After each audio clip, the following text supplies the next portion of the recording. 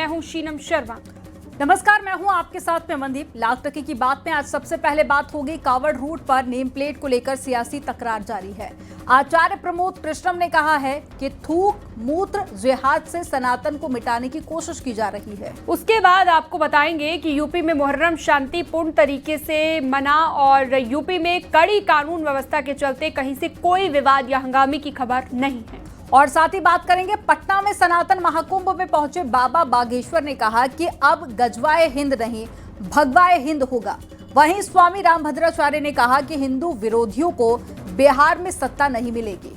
और फिर जानेंगे श्यामा प्रसाद मुखर्जी की जयंती पर सीएम योगी ने उन्हें याद किया है, कांग्रेस पर निशाना भी साधा। साथ ही ये भी बताएंगे कि कैसे पंचायत चुनाव में आरक्षण इस बार बड़ा मुद्दा रहेगा। आइए देखते हैं खबरें विस्तार के साथ।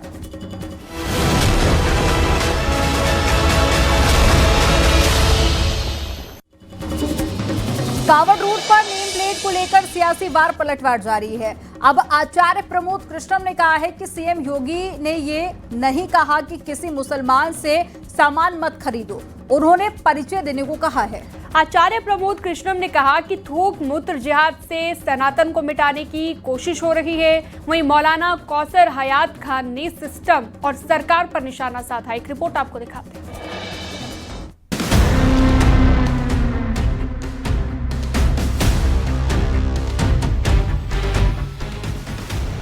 कांवड़ यात्रा पर पहचान को लेकर तकरार जारी है। अब आचार्य प्रमोद कृष्णम का बयान सामने आया है।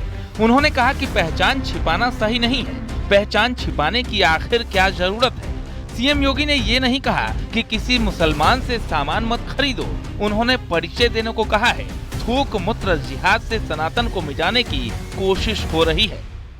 भारत एक इतना बड़ा लोकतंत्र है, अगर कोई कहता है कि मैं मुसलमान हूँ और मैं जलेबी की दुकान कर रहा हूँ, दूध की दुकान कर रहा हूँ, तो उसका कहाँ पाबंदी है?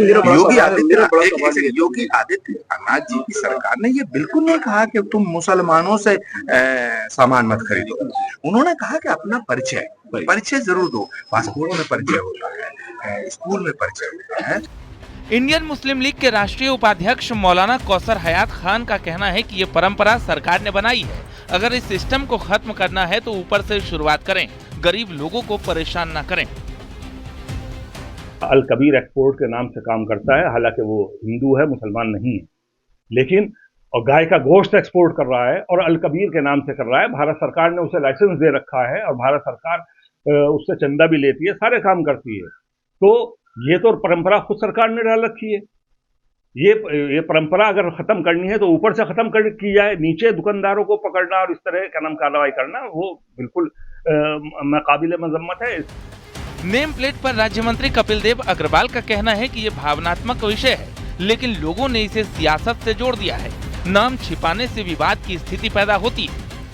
के नाम की प्लेट लगा करके गणपति ढाबा, वैष्णो ढाबा, दुर्गा ढाबा और बना करके विधर्मी लोग इस प्रकार का खाना बनाते हैं। उन लोगों पर आपत्ति की गई, वे लोग अपना नाम लिखे। खाना बनाने में आपत्ति नहीं, ढाबा चलाने में भी आपत्ति नहीं है, पर वे अपने नाम की पहचान रखें।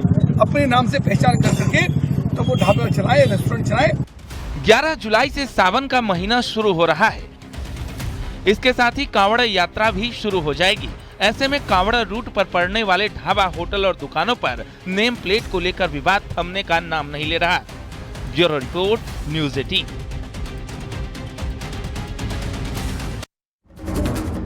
मुहर्रम के मौके पर यूपी पुलिस और शासन प्रशासन अलर्ट पर रहा। लखनऊ से लेकर बरेली, प्रतापगढ़, जौनपुर, मेरठ, आगरा, चंदौली और श्रावस्ती तक पुलिस का सख्त पहरा रहा। अधिकारी भी फील्ड पर उतरे और पुलिस फोर्स सड़कों पर नजर आई। शहरों में ड्रोन के जरिए भी नजर रखी जा रही है। मुहर्रम के मातमी जुलूस के लिए सुरक्षा व्यवस्था के कड़े इंतजाम किए गए। आपको रिपोर्ट दिखाते हैं।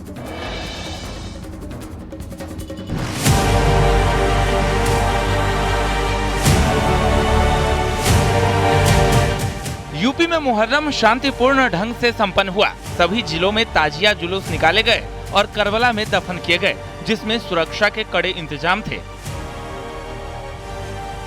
प्रयागराज में मुहर्रम की 10वीं पर आस्था और एकता का अद्भुत नजारा देखने को मिला, जब बड़ा ताजिया और बुढ़ा ताजिया जुलूस के साथ करबला तक पहुंचा। जुलूस में मुस्लिम समुदाय के साथ साथ अन्य धर्मों के लोगों ने भी बढ़ चढ़ कर हिस्सा लिया।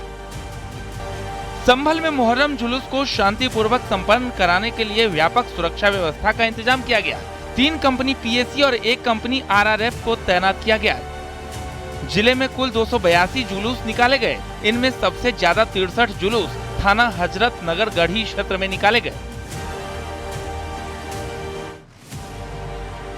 हरदोई में परंपरागत तरीके से ताजिया जुलूस निकाला गया। जुलूस मोमिनाबाद चौराहे से शुरू होकर रफी अहमद किदवई चौराहा, धर्मशाला रोड, सिनेमा चौराहा, सोल्जर बोर्ड चौराहा पहुंचा। इसके बाद पिहानी चुंगी होते हुए अकीदतमंद इमामबाड़े पहुंची, जहां ताजिया दफन किया गया। सिद्धार्थनगर में डुमरियागंज के हल्लौर में लोगों ने मुहर्रम का जुलूस निकाला। इस दौरान भारी संख्या में लोगों ने मातम किया। पुलिस प्रशासन भी मुस्तैद रहा। बुलंदशहर में भी मुहर्रम का जुलूस शांतिपूर्वक निकला। पुलिस प्रशासन पूरी तरह सतर्क और मुस्तैद नजर आया। पुलिस प्रशासन की ओर से जुलूस मार्गों की साफ सफाई, लाइटिंग और बैरिकेडिंग की व्यवस्था की गई थी। मुजफ्फरनगर में मुहर्रम जुलूस की यात्रा में पड़ने वाले हनुमान मंदिर को लाल कपड़े से ढका गया था। साथ ही मंदिर के आसपास भारी पुलिस बल तैनात किया गया था। पुलिस बल की मौजूदगी में मुजफ्फरनगर में भी जुलूस सकुशल संपन्न हुआ। बलिया में 620 जगहों से मुहर्रम ताजिया की जुलूस निकाली गई। जुलूस के दौरान भारी संख्या में पुलिस बल की तैनाती की गई थी। वहीं अति संवेदनशील जुलूस की जिला प्रशासन ने ड्रोन कैमरे से कड़ी निगरानी की। मुहर्रम के 10वें दिन सुल्तानपुर शहर में डिहवा, अमहट चौक समेत कई इलाकों में ताजिया जुलूस निकाला गया। शांति और सुरक्षा सुनिश्चित करने के लिए पुलिस प्रशासन ने कड़े इंतजाम किए। पूरे शहर में सीसीटीवी कैमरों से निगरानी और हर कोने पर पुलिस बल तैनात रहा। देखिए, सुल्तानपुर जनपद में आज कई सारे जुलूस हैं मुहर्रम की 10वीं को। इसके लिए पुलिस प्रशासन ने पूरी तैयारी की है। पूरे शहर को, पूरे जिले को 5 जोन और 20 सेक्टर्स में बांटा गया है। हर जगह मजिस्ट्रेट और पुलिस तैनात है। लगभग 2000 पुलिस कर्मियों को तैनाती है। हर जुलूस में मजिस्ट्रेट्स भी तैनात है और सकुशल संपन्न कराया जा रहा है। कुल मिलाकर पूरे प्रदेश में ताजिया का जुलूस शांतिपूर्वक निकाला गया। कई जगहों पर रूट डाइवर्ट किए गए थे, लेकिन कहीं कोई अप्रिय घटना नहीं हुई। Bureau report, news 18।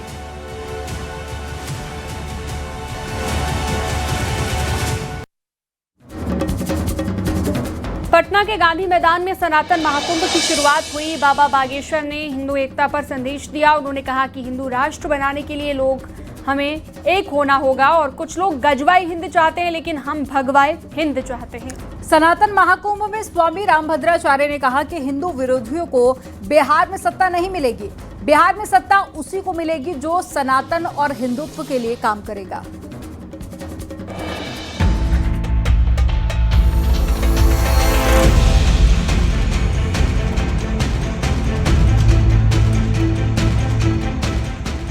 पटना के गांधी मैदान में सनातन महाकुंभ की भव्य शुरुआत हो गई है।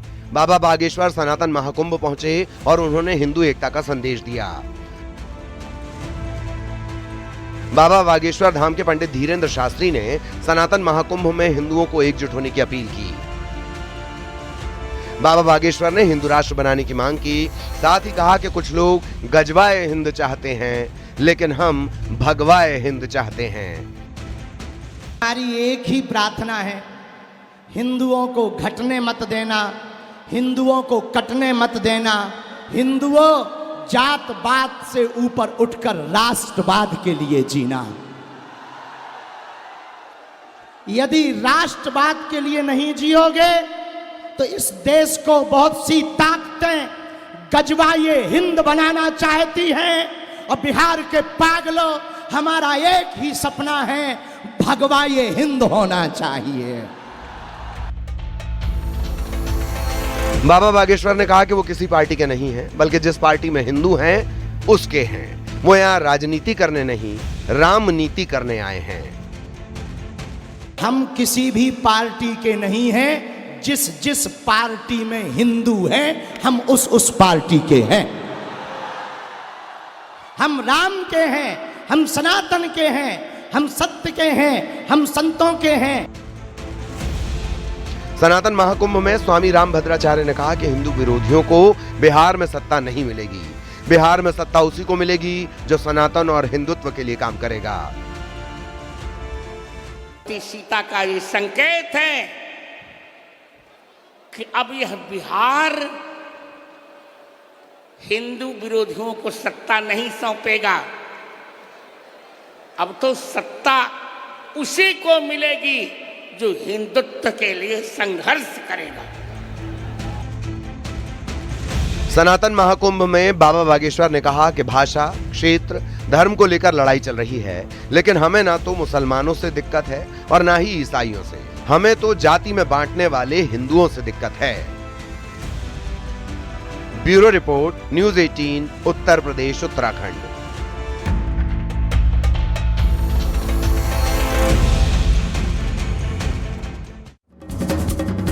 लखनऊ में मुख्यमंत्री योगी आदित्यनाथ ने डॉक्टर मुखर्जी की प्रतिमा पर पुष्पांजलि अर्पित की और उन्हें नमन किया। और इस मौके पर सीएम योगी आदित्यनाथ ने कहा कि प्रधानमंत्री मोदी ने जम्मू कश्मीर में धारा 370 को खत्म करके डॉक्टर श्यामा प्रसाद मुखर्जी के सपनों को साकार किया है। सीएम योगी ने कहा कि नेहरू सरकार में तुष्टीकरण के चलते डॉक्टर श्यामा प्रसाद मुखर्जी ने इस्तीफा दिया था, क्योंकि नेहरू ने जम्मू कश्मीर को 370 धारा से अलग स्टेटस दिया था। एक रिपोर्ट आपको दिखाते हैं।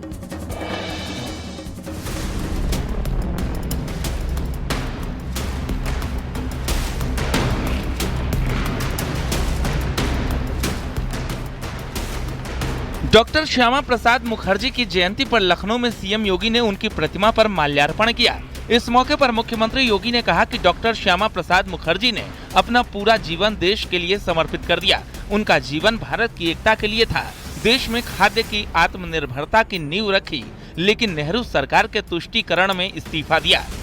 जवाहरलाल नेहरू ने धारा 370 के जरिए जम्मू कश्मीर को अलग स्टेटस दिया, जिसके खिलाफ डॉक्टर श्यामा प्रसाद मुखर्जी ने आवाज उठाई थी। नेहरू सरकार के तुष्टीकरण की नीति के विरोध में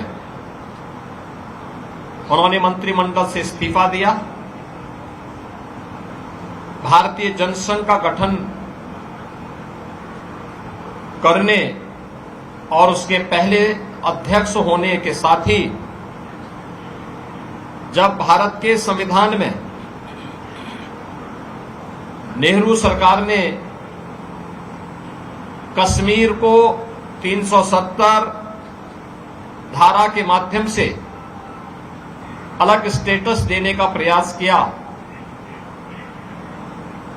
और परमिट सिस्टम जम्मू कश्मीर के लिए लागू किया, उसके खिलाफ सबसे पहले कोई आवाज उठी थी तो आवाज थी डॉक्टर श्यामा प्रसाद मुखर्जी जी की। सीएम योगी ने कहा कि डॉक्टर श्यामा प्रसाद मुखर्जी ने एक संविधान एक निशान का नारा दिया था। उनके सपने को पूरा करने का काम पीएम मोदी ने किया। देश के यशस्वी प्रधानमंत्री श्री नरेंद्र मोदी जी ने जब कश्मीर में धारा 370 को समाप्त करके कश्मीर को भारत के संविधान के अनुरूप शेष भारत के साथ जोड़ते हुए एक विधान, एक प्रधान और एक निशान के साथ उन्हें भी भारत की लोकतांत्रिक धारा के मुख्य धारा के साथ जोड़ने का जो अभिनव प्रयास हुआ है, आज जम्मू कश्मीर तेजी के साथ विकास कर रहा है। सीएम योगी ने कहा कि पीएम मोदी के नेतृत्व में आज डबल इंजन सरकार लोगों को हर सुविधा मुहैया करवा रही है। आज 80 करोड़ लोगों को फ्री राशन मिल रहा है। भारत ने दुनिया में अलग पहचान बनाई है। Bureau report, news 18।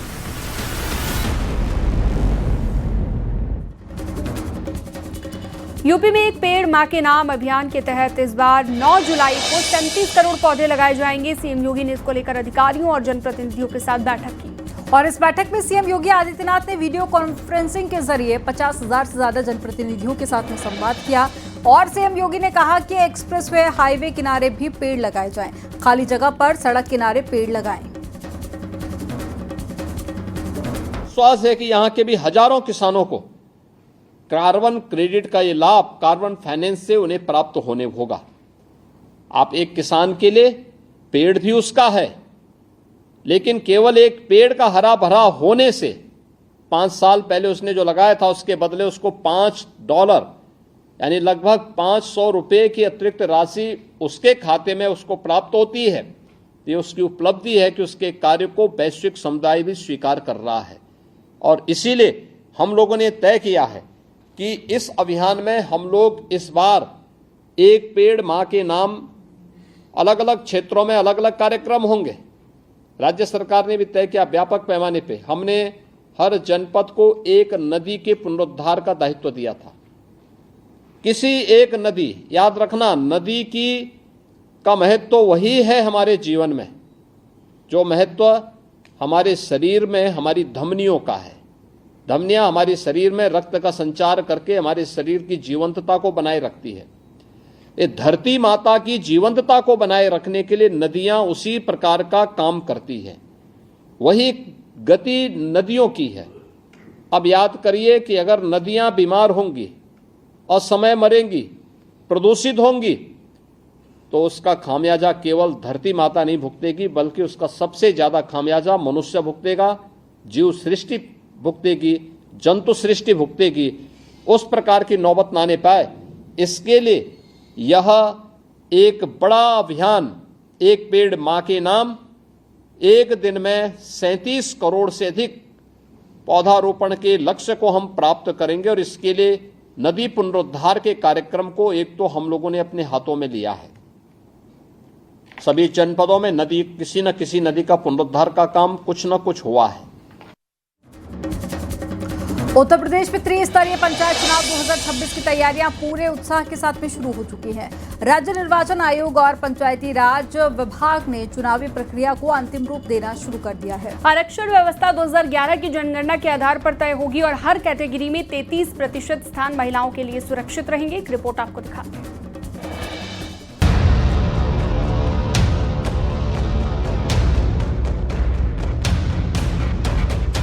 विधानसभा चुनाव का सेमीफाइनल माने जाने वाले पंचायत चुनाव की तैयारी तेज हो चुकी है। जहां पंचायत चुनाव के लिए सभी राजनीतिक दल अभी से तैयारी में जुट गए हैं, वहीं सरकारी स्तर पर भी पंचायत चुनाव अप्रैल में कराने की तैयारी में विभागीय अफसर जुटे हुए हैं। 2011 के आरक्षण के हिसाब से ही अब पंचायतों में आरक्षण होगा और रोटेशन का जो नियम है वो लागू किया जाएगा। 33% महिलाओं को पूरी तरीके से पंचायतों में आरक्षण दिया जाएगा। पंचायत चुनाव में जिस पर सभी की नजरें सबसे ज्यादा रहती हैं, वो है आरक्षण व्यवस्था। पंचायती राज विभाग ने साल 2011 की जनगणना के आधार पर पंचायत आरक्षण की तैयारी की है। पंचायत चुनाव में 33% सीटें महिलाओं के लिए आरक्षित की जाएंगी। पिछले चुनाव में लागू रूल के मुताबिक आरक्षण की रोटेशन की व्यवस्था का भी पालन होगा। जिन ग्राम पंचायतों का परिसीमन होना है, उनमें सर्वे चल रहा है। परिसीमन का काम पूरा होने पर आरक्षण की व्यवस्था पर विचार होगा। जो पॉलिसी है उस पॉलिसी में पहले तो कुछ गांव हमारे चले गए ये का नाम से नगर क्षेत्र में, तो अब वो गांव, कुछ गांव गए हैं, आधे गांव चले गए हैं, आधे गांव बचे हैं। पहले तो उनको ठीक किया जा रहा है। उसके बाद आरक्षण प्रक्रिया में जो संवैधानिक व्यवस्था है उस आरक्षण व्यवस्था के तहत चुनाव कराया जाए। ग्राम पंचायत की जो सीट पिछली बार सामान्य, पिछड़ी, महिला या SC/ST के लिए आरक्षित रही, इस बार उसकी श्रेणी में बदलाव हो सकता है। पंचायत चुनाव के नजरिए से कुछ गांवों में बदलाव हुआ है। पंचायत चुनाव में आरक्षण व्यवस्था को लागू करने की तैयारी है। एक बात साफ हो गई है कि पंचायत में जो आरक्षण की व्यवस्था रहेगी वो वर्ष 2011 के आरक्षण के हिसाब से रहेगी और रोटेशन का नियम लागू होगा। यही नहीं, जो सीटें पिछली बार आरक्षित थीं उनमें भी फेरबदल किया जाएगा, यानी कि पिछली बार की जो सीटें थीं उनमें बदलाव तय माना जा रहा है आरक्षण की व्यवस्था के तहत। कैमरामैन मनोज शाही के साथ संकेत मिश्रा, न्यूज़ 18 लखनऊ।